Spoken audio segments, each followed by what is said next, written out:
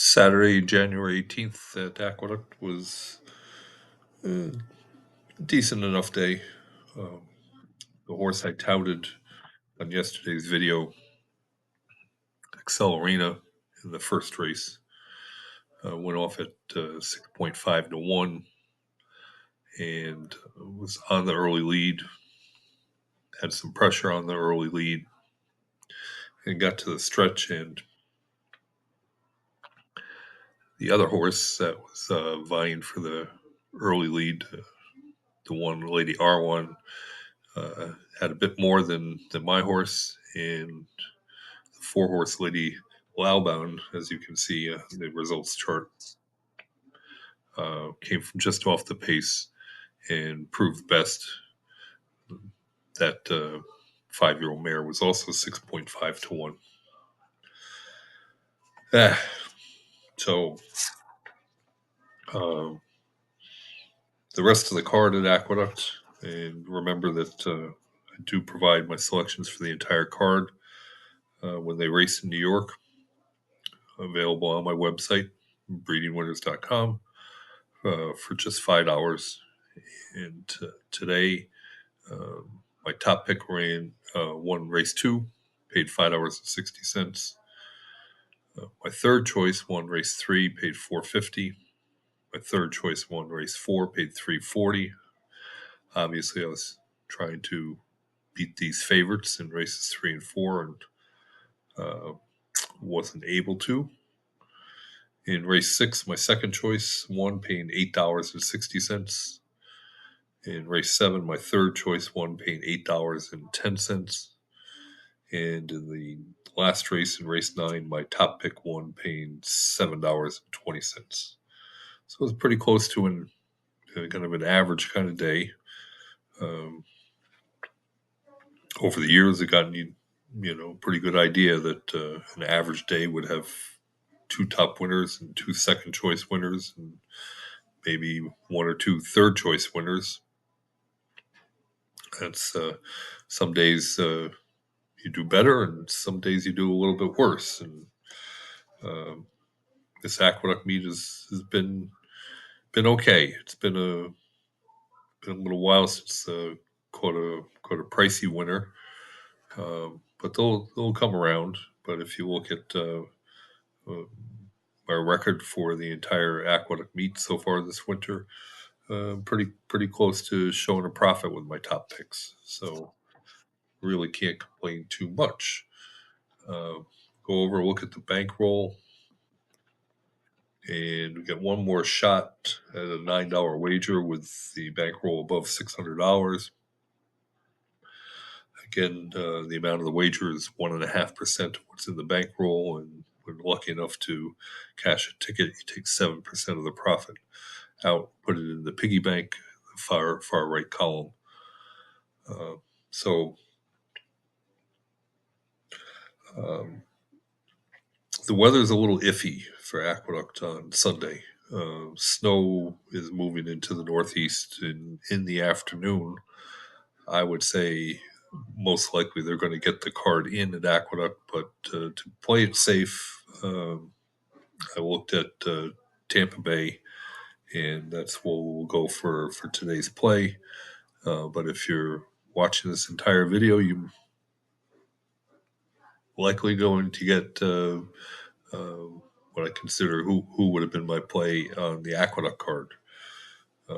So we'll get into that a little bit later. At Tampa, we'll go to race 5. And I'm sorry, we'll go to race 8 at Tampa. And my top pick will be number 5, Autumn's Turn. And my second choice will be number 9.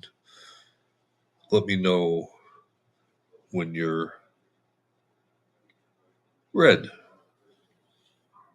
One of those names that all kind of runs together. And you'll see Autumn's Turn by Tonalist.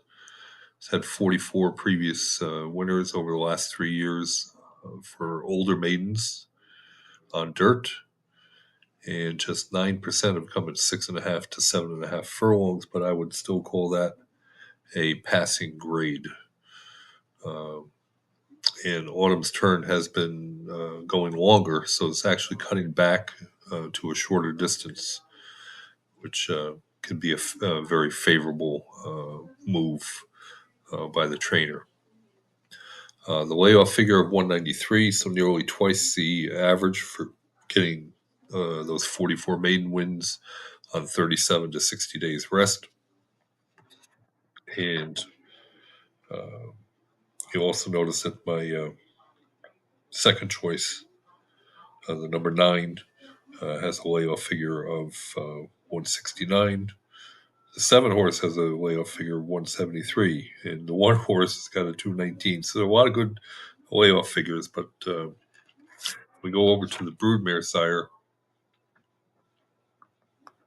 and we see um, that the number 1 horse who had a 219 with the sire stats is only 63 for the broodmare sire. Um,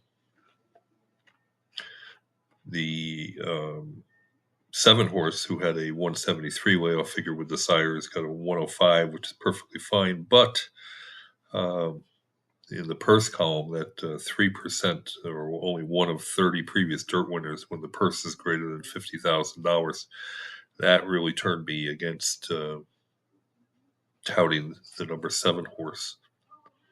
And the number 9 horse has got a 248 layoff figure here with the broodmare sire, and it was 169 over on the sire data. So um, very, very strong um,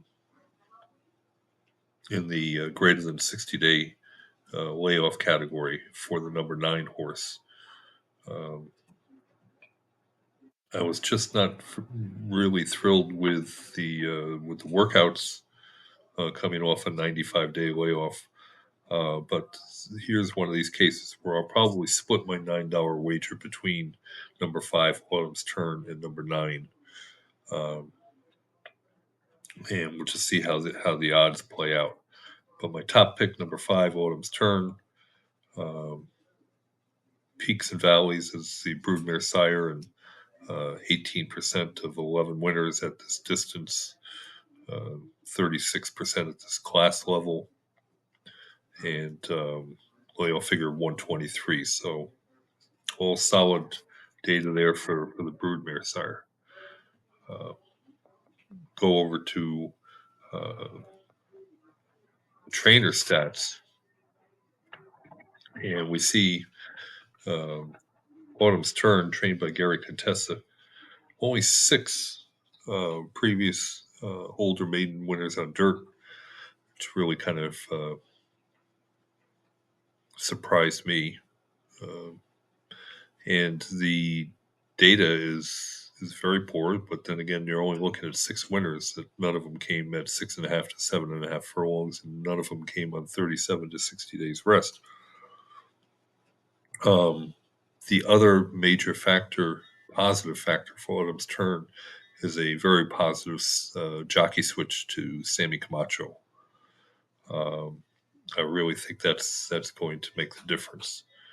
Um, my other pick, the number 9, um, trainer Eric Reed, has got a 185 layoff figure based on 44 previous older maiden winners on dirt. So expecting a big improvement for the number 9, and likely will have at least a couple dollars on him to win, as well as playing Autumn's Turn. So see what the odds are and how I split up the $9 wager. Um, and if they do run at Aqueduct, I would say the one that I probably would have touted is in race number 6, the number 8, Valenzan Day. Uh, looked to be a fairly solid play um, in a 10 furlong race on the dirt there at Aqueduct in race number 6, number 8. So that's it for now, and we'll talk to you tomorrow.